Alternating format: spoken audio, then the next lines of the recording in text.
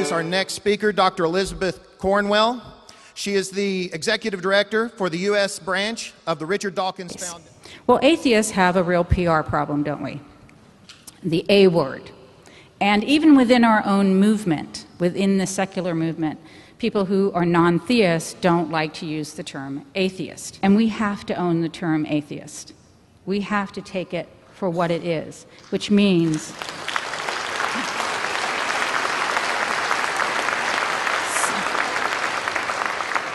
simply living a life without a belief in the supernatural. And if you look in the dictionary, that's all atheist means. It does not mean you're a communist. It does not mean you're immoral. It does not even mean that you're against religion. It means without.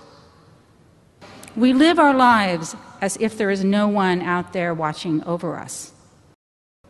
The Out campaign, come out, reach out, speak out, keep out, and stand out. It was just an idea. You all made it work. And the more of you that come out, the easier it is for others to come out. The Clergy Project was an outgrowth of the Out campaign. The idea was there must be clergy out there who don't believe in the supernatural, but they're stuck in their job, afraid of being found out. So we created a very quiet website for them to talk to one another without revealing who they are, where they lived. It gave them a safe place. And then we simply handed it to them and asked the clergy members, you do with it what you want. And they have. And today we had, right, a coming out party on MSNBC.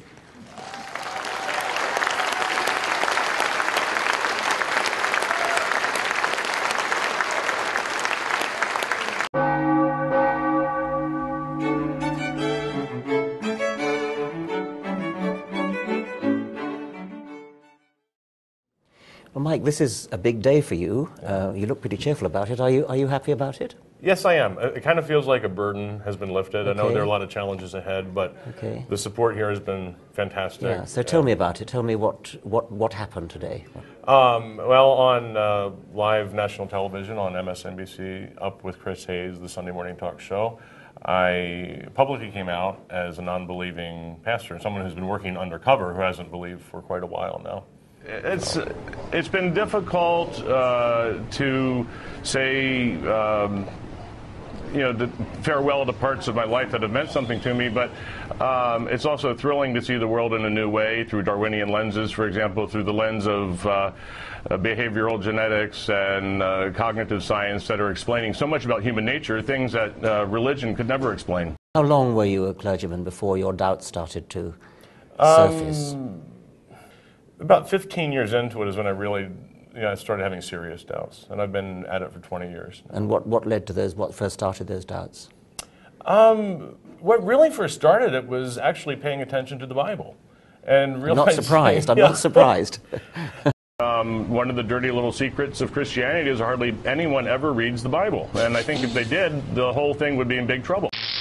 And it seems silly, but it's something, you work with the lectionary week in, week out, you teach Bible studies, and when you start to see the inconsistencies, the fabrications, and the fascinating thing to me about this is you don't have to be a Bible scholar to see this stuff. It's not just fabrication, it's the sheer unpleasantness. Unpleasantness, it's brutal, it's brutal. Yeah. We Christians tend to proclaim a God of love and grace and who cares about every human being deeply, but then he has a hard time getting around to feeding hundreds of millions of people on the brink of starvation every day.